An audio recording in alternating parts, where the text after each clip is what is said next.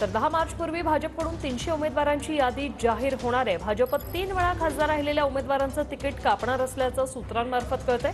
भाजप 25 ते 30% विद्यमान खासदारांचं तिकीट कापणार असल्याचं सूत्रांनी सांगितलंय। भाजप 25 ते 30% विद्यमान खासदारांचं तिकीट कापणार असून पहिल्या यादीत पंतप्रधान मोदी, गृहमंत्री अमित शहा यांचं नाव असणार आहे।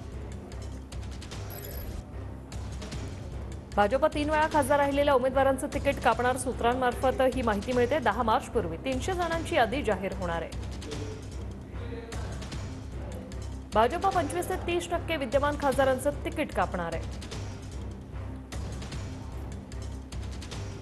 भाजपकडून लोकसभा उमेदवारीबाबत 3 टप्पे तयार असल्याचंही सूत्रांमार्फत कळतंय। पहिल्या टप्प्यात मोठे नेते आणि मंत्र्यांच्या उमेदवारीची यादी प्रसिद्ध होणार असल्याची माहिती सूत्रांनी दिली आहे। तर दुसऱ्या टप्प्यात राज्यसभेतील खासदारांच्या नावाची यादी सूत्रांमार्फत कळतंय। तिसऱ्या टप्प्यात पराभूत किंवा 2 नंबरची मतं मिळालेले उमेदवार सूत्र।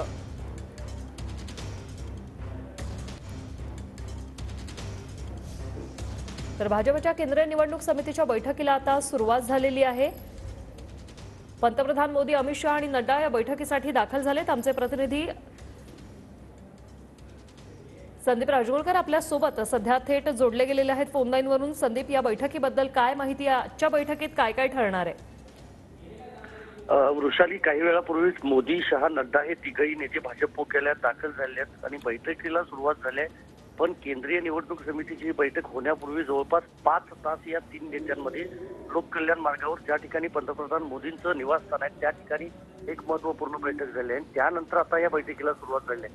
महत्त्वाचं हेच आहे, आगामी लोकसभा निवडणुकीच्या दृष्टीने ही बैठक अतिशय महत्त्वाची असणार आहे। या 3 नेत्यांच्या व्यतिरिक्त महाराष्ट्राचा विचार केला तर उपमुख्यमंत्री देवेंद्र फडणवीस आणि राजस्थानच्या सहप्रभारी विजया रहाटकर या बैठकीला उपस्थित आहेत। त्याचबरोबर मुख्यमंत्र्यांचा विचार केला तर योगी आदित्यनाथ असतील, गोव्याचे मुख्यमंत्री प्रमोद सावंत, त्याचबरोबर राजस्थान, उत्तराखंड, छत्तीसगड या सगळ्या राज्यांचे जे मुख्यमंत्री आहेत ते या बैठकीसाठी पोहोचलेत। प्रकाश जावडेकर देखील पोहोचलेत।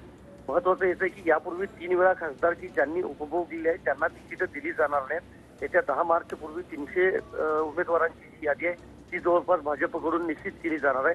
त्याचबरोबर अनेक टप्पे देखील ठरवण्यात आले आहेत। या सगळ्यांची जी चर्चा आहे ती आजच्या या बैठकीमध्ये होऊ शकते। पुढचे कदाचित 2.5 ते 3 तास ही बैठक चालेल असं सांगितलं जाते, कारण आता 11 वाजता बैठक चालू झाली आहे। त्यामुळे मध्यरात्री 1 ते 1:30 वाजेपर्यंत देखील ही बैठक चालू शकते। आणि त्यानंतर महत्त्वाचं येतं की पुढच्या 48 तासांमध्ये कदाचित भाजपकडून 125 उमेदवारांची यादी जाहीर केली जाऊ शकते, जी प्राथमिक असेल आणि 125 उमेदवार हे असू शकतात ज्या ठिकाणी 19 साली निवडणुकीमध्ये भाजप पराभूत ज्या ठिकाणी झालं होतं किंवा ज्या ठिकाणी 2 नंबरवर भाजपचे उमेदवार निवडून आले नव्हते, मात्र 2 नंबरवर होते मताधिक्याच्या बाबतीत, तर त्या ठिकाणची म्हणजे अशा 125 जागांची जी उमेदवारांची यादी आहे ती जाहीर केली जाऊ शकते। पण अनेक महाराष्ट्राच्या दृष्टीने हे सांगावं लागेल की आजच्या बैठकीमध्ये 21 राज्यांच्या उमेदवारांबाबत महत्त्वपूर्ण चर्चा होऊ शकते, पण महाराष्ट्राच्या बाबतीतली चर्चा अजून होऊ शकणार नाही अशी सूत्रांची माहिती मिळते।